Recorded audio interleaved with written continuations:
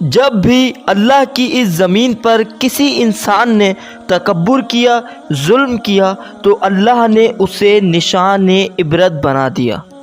تو ویسے ہی حضرت موسیٰ علیہ السلام کے دور میں قوم قبطوں کا مالک جو مصر کا بادشاہ بنا، جس کا نام ولید بن مسعم بن ریام تھا، جس کو پوری دنیا فرعون کے نام سے آج بھی جانتی ہے، وہ انسانوں پہ ظلم کرتا تھا اور جو لوگ غریب تھے ان کے حق کھاتا تھا، ان سے سخت مزدوریاں اور کم اجرت دیتا تھا، اور جو انسان اس کا غلام نہیں بنتا تھا اس کو قتل کر دیتا تھا۔ تبھی اللہ نے اپنے نبی موسیٰ علیہ السلام کو حکم دیا کہ اے موسیٰ، فرعون تک میرا پیغام پہنچاؤ کہ وہ انسانوں پہ ظلم نہ کرے، ورنہ اللہ کا عذاب ان کو لے ڈوبے گا۔ تو جب اللہ کے نبی نے اللہ کا پیغام فرعون کو دیا تو وہ مذاق اڑانے لگا اور کہنے لگا، یہاں کا خدا میں ہوں اور میں کسی کے حکم کو نہیں مانتا۔ تو بس اللہ اپنی نشانیاں حضرت موسیٰ علیہ السلام کے توسط سے ظاہر کرنے لگا، اور پورا مصر حضرت موسیٰ علیہ السلام کے معجزات کو دیکھ کے حیران ہوتا گیا۔ کچھ لوگ ایمان لے آئے اور کچھ فرعون سے سوالات کرنے لگے۔ بالآخر فرعون حضرت موسیٰ علیہ السلام کے معجزات دیکھ کے اس بات تک آ پہنچا کہ آج میں موسیٰ اور اس کی قوم بنی اسرائیل کو قتل کر دوں گا۔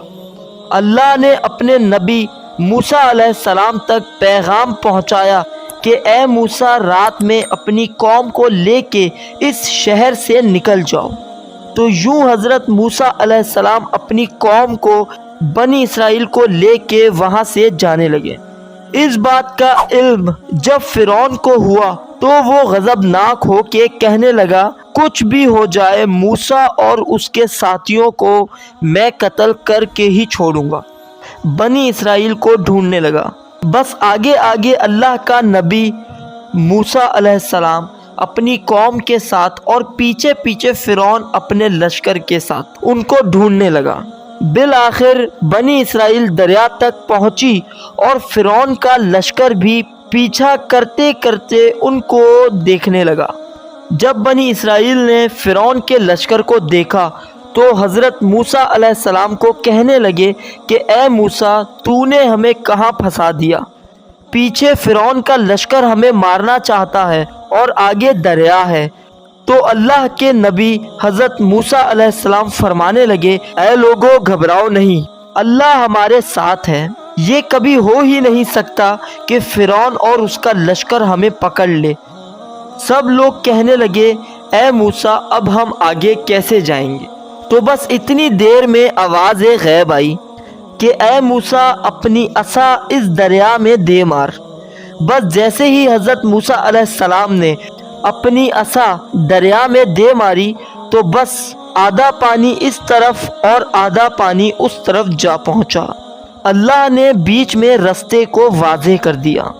تو بنی اسرائیل کے کچھ قبائل کے لوگ کہنے لگے کہ اے موسیٰ، ہم آپس میں بنتے نہیں، اپنے خدا سے کہہ ہمارے الگ الگ رستے بنا۔ اللہ کے نبی حضرت موسیٰ علیہ السلام نے اس دریا میں 12 جگہ عصا ماری اور 12 الگ الگ رستے بنے، اور پھر وہ 12 قبائل الگ الگ ہو کے دریائے نیل سے جانے لگے۔ جیسے ہی یہ منظر فرعون اور اس کے لشکر نے دیکھا، وہ بھی ان رستوں سے حضرت موسیٰ اور ان کی قوم کے پیچھے آ گئے۔ جیسے ہی حضرت موسیٰ علیہ السلام بنی اسرائیل کے ساتھ دریا کے اس طرف پہنچے اور دریا کے بیچوں بیچ فرعون اور اس کا لشکر موجود تھا، تو اللہ نے پانی کو پھر سے حکم دیا کہ اب ویسے ہو جائے جیسے پہلے تھا۔ تو بس وہ پانی پھر سے مل گیا۔ فرعون اور اس کا لشکر ڈوب کے مرنے لگے۔ یہ پورا منظر حضرت موسیٰ علیہ السلام اور ان کی قوم دیکھ رہی تھی، اللہ کا شکر ادا کر رہے تھے، اور اتنی دیر میں فرعون چیخ کے کہنے لگا کہ میں بھی موسیٰ اور ہارون کے اللہ کو تسلیم کرتا ہوں۔ میں بھی ایمان لاتا ہوں کہ موسیٰ کا اللہ بڑی قدرت والا ہے۔ اتنی دیر میں آواز غیب آتی ہے کہ اے فرعون اب ایمان لاتا ہے جب تو دوزخ کی دہلیز تک پہنچا ہے۔ اے فرعون ہم تیرے تکبر اور تیری لاش کو آنے والے لوگوں کے لیے نشان عبرت بنائیں گے تاکہ ہر انسان یہ جان لے کہ زمین پہ انسان کو تکبر راس نہیں آتا۔